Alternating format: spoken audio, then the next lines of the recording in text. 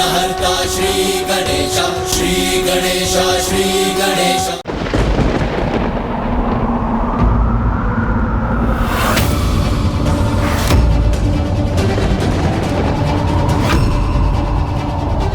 मैं वचन देता हूँ, प्रभु की इस मीरा को स्पर्श भी नहीं करूंगा।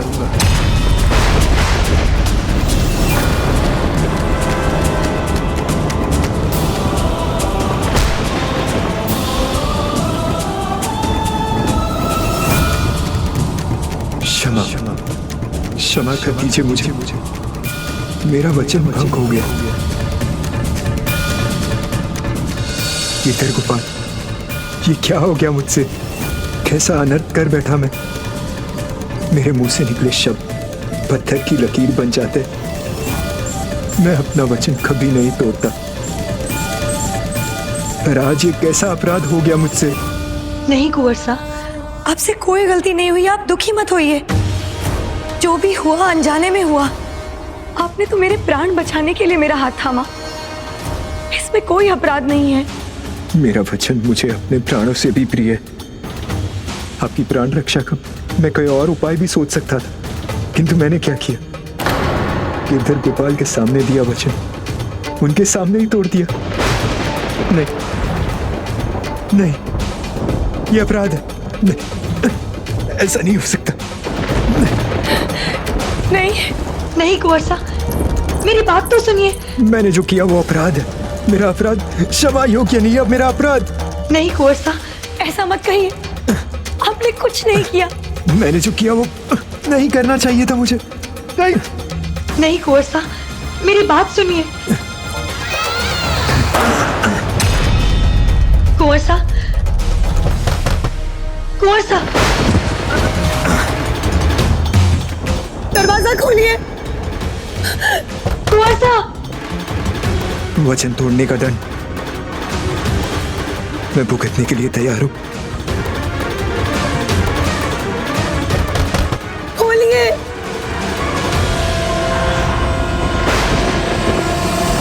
मैं वचन देता हूं, प्रभु की इस मीरा को मैं स्पर्श भी नहीं करूंगा।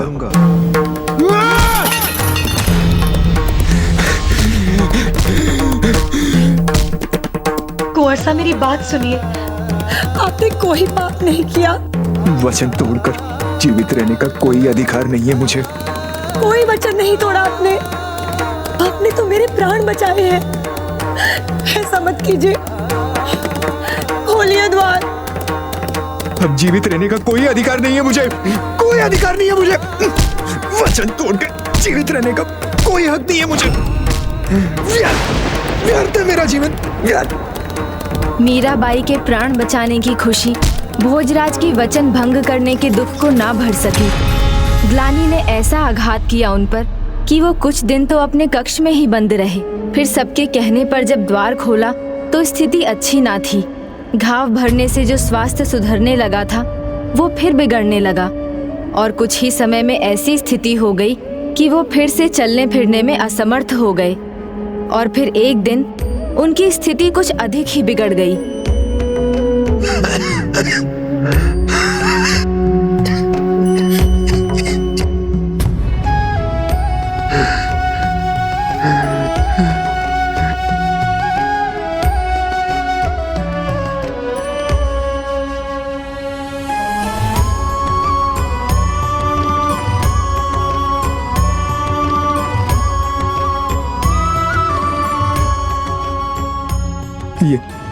ये हाथ जिसकी वजह से मेरा वचन भंग हुआ, इसे मेरे शरीर से अलग हो जाना चाहिए। ऐसा मत कहिए। पावन भाव से किया हुआ कोई भी कार्य भला पाप कैसे हो सकता है? इसीलिए आप ग्लानि ना करें। आप तो धन्यवाद के पात्र हैं। आपने मेरे प्राण बचाए हैं और वैसे भी आप सदा अपने वचन पर अटल रहे, कभी मन को मैला नहीं होने दिया। तो फिर ग्लानि क्यों? अब इस दुख को अपने मन से दूर कीजिए और जल्दी से ठीक हो जाइए कुंवर साहब। नहीं, अब कुछ ठीक नहीं हो सकता।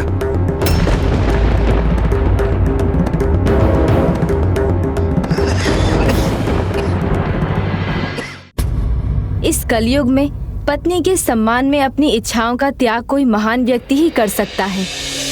भोजराज संसार के सामने एक महान उदाहरण थे, किंतु उनकी यही महानता अब उन्हीं पर हावी हो रही थी। भोजराज को मीरा समझाती रही, पर वो ना समझे और स्वयं को कोसते हुए अपनी मृत्यु की कामना करने लगे। मित्र भोजराज, आपको विश्राम करना चाहिए। नहीं, मुझे अकेला छोड़ दो। मैं मंदिर जाना चाहता हूँ।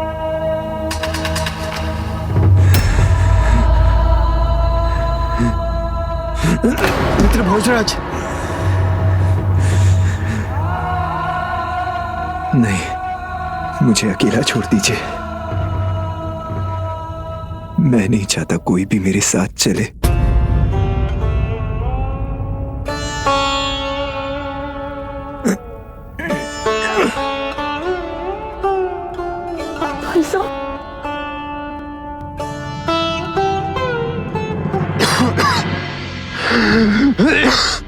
कुंवर साहब, आप यहाँ क्यों आए? मुझे बुला लिया होता। कुंवर साहब, मेरे बुलाने पर आप तो आ जाते, पर ये कहाँ थे? नहीं कुंवर साहब, ऐसा मत कहिए।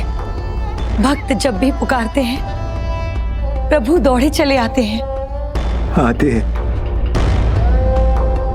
पर आप जैसे महान भक्त की पुकार पर आपकी महानता ही है ना कि मेरे वचन तोड़ने पर आपने मुझे क्षमा कर दिया। किंतु अब इस अपराध बोध के साथ नहीं जी सकता। मैं चाहता हूं मैं अपने प्राण त्याग दूं, अपने प्राण त्याग दूं, अपने प्राण त्याग दूं, अपने प्राण त्याग दूं।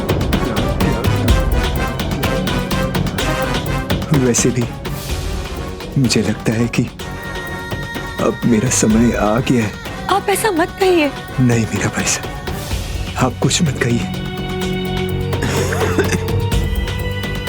मैं आपसे पहली और अंतिम बार कुछ मांगना चाहता हूं, मना मत कीजिएगा। मैंने आपको गुरु माना, गुरु गोविंद तक पहुंचाते। मेरे जीवन का उद्धार कर दीजिए, मुझे गिरधर के दर्शन करवा दीजिए। आप तो परम भक्त हैं उनकी, मेरी गुहार गिरधर तक पहुंचाइए। यदि मुझसे कोई पाप नहीं हो तो गिरधर मुझे दर्शन दे, इतनी कृपा करवा दीजिए। मैं प्रार्थना करूंगी, अपने गिरधर से आपके लिए अवश्य प्रार्थना करूंगी।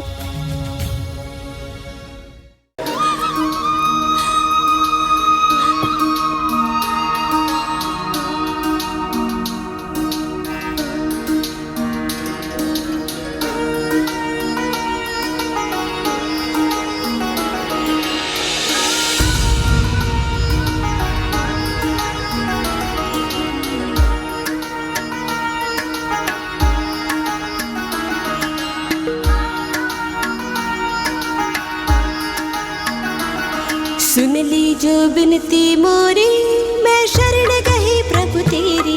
सुन ली जो बिनती मोरी, मैं शरण गई प्रभु तेरी।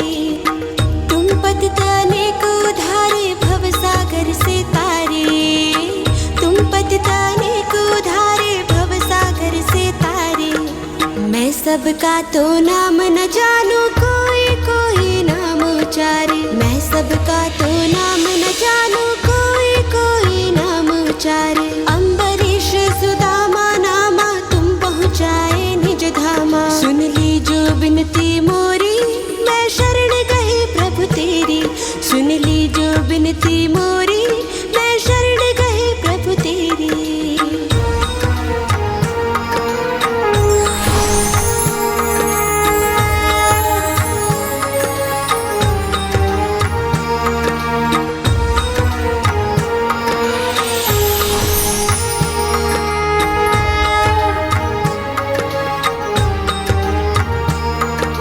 ध्रुव जो 5 वर्ष के बालक तुम दर्श दे घनश्यामा।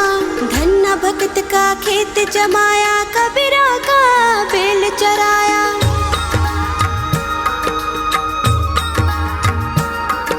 सबरी का जूठा फल खाया, तुम काज किए मन भाया। तुम काज किए मन भाया। सदनाओ सेना नाई को तुम किन्हा अपनाई। कर्मा की खिचड़ी खाई, तुम गणिका पार लगाई। मेरा प्रभु तुमरे रंग राते, आ जानत सब दुनियाई। आ जानत सब दुनियाई।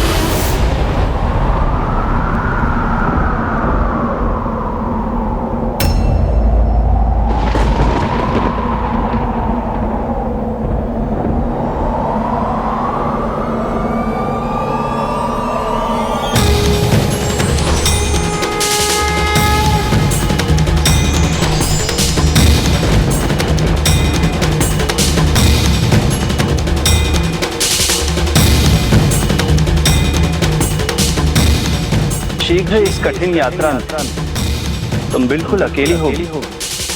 क्या बिना और किसी की सहायता के तुम इन कठिन परीक्षाओं से गुजर पाओगे?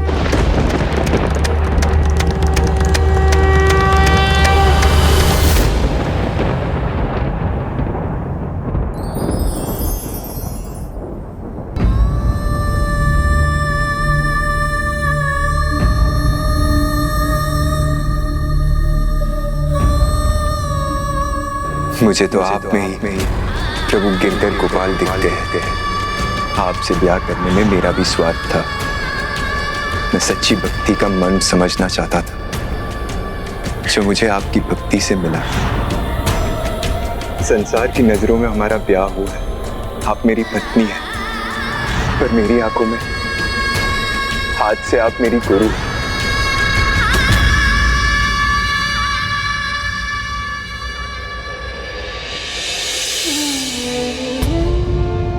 गुरु होने का धर्म निभाया मीरा ने।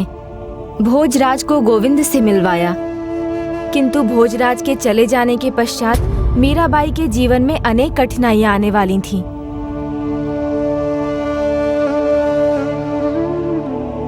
ऐसा क्या होने वाला था प्रभु? भोजराज की मृत्यु के बाद चित्तौड़ ने अनेकों योद्धाओं को खोया। पहले राणा सांगाजी का देहांत हुआ, फिर मीरा के देवर राणा रतन सिंह की भी मृत्यु हुई।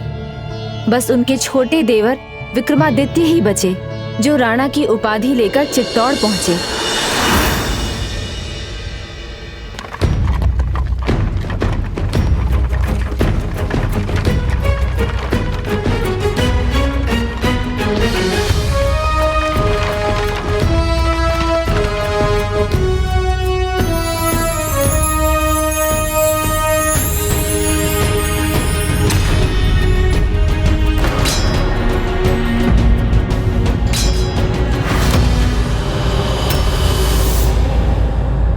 तनिक सी बात पे इतना भयभीत हो जाना चित्तौड़ के सैनिक को शोभा नहीं देता, और जो अपने स्थान पर उचित नहीं होता उसे मैं वहां रहने नहीं देता।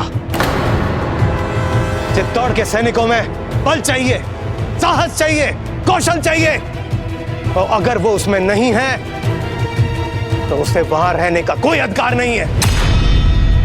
सेनापति जी महाराज। इस सैनिक के स्थान पर उचित सैनिक को रखा जाए। क्षमा करें महाराज, क्षमा करें। जाओ।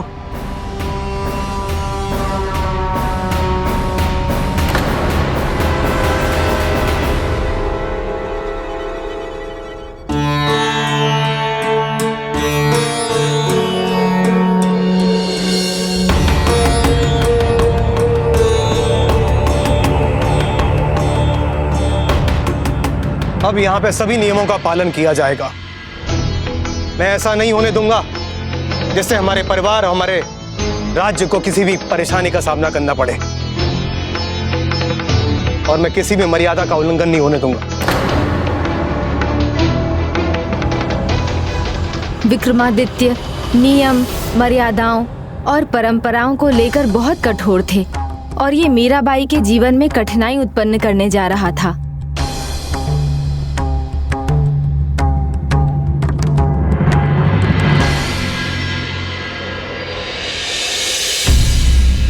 मीरा भाभी सा नहीं दिखाई दे रही? उनसे भेंट करनी थी, उनसे आशीर्वाद लेना था। अरे क्या हुआ?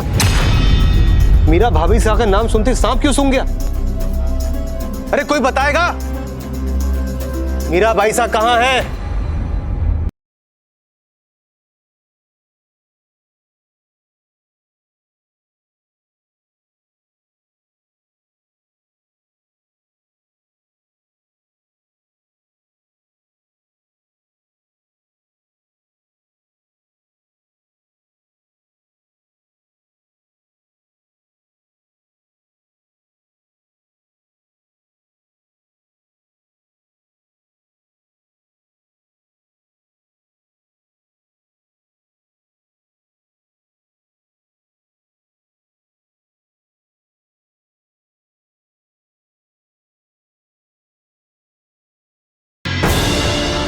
क्या ये मीरा भाई साहब की आवाज है?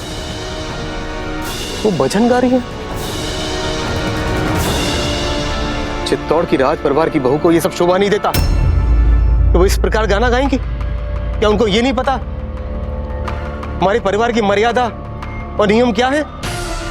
भाई साहब, भाभी साहब के लिए उनके गिरधर गोपाल के साथ संबंध से अधिक महत्वपूर्ण कुछ भी नहीं है।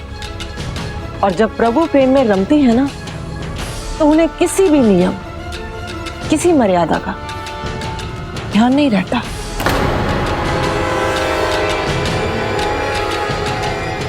चित्तौड़ के राज परिवार की नियमों की अवहेलना करना मैं कभी बर्दाश्त नहीं करूंगा, चाहे फिर वो मीरा भाभी सा ही क्यों ना हो।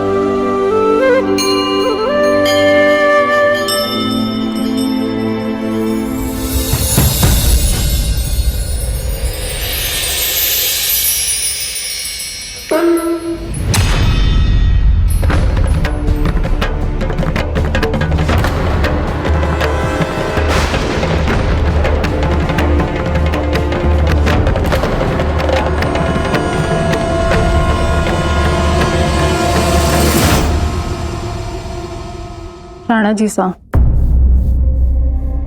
इन्हें कुछ मत कहिए। दुखों का पहाड़ टूटा है इन पर।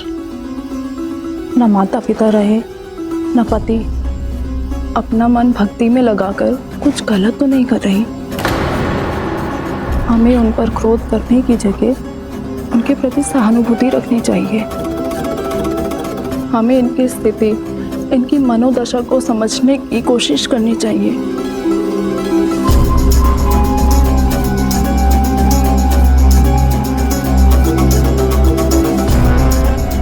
प्रणाम राणा विक्रमादित्य सा। अच्छा किया जो चित्तौड़ आते ही आप सीधे मेरे गिरधर गोपाल के पास आ गए। अब आपको इनका आशीर्वाद मिलेगा जो चित्तौड़ के सुशासन में आपकी मदद करेगा।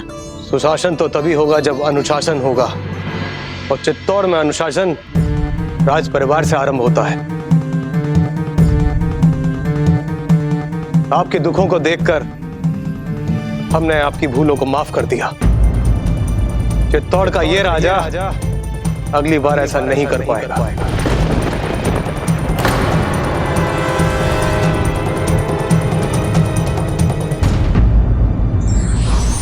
वो विरले होते हैं जो अपने वचन के पालन हेतु प्राणों की आहुति भी दे देते हैं।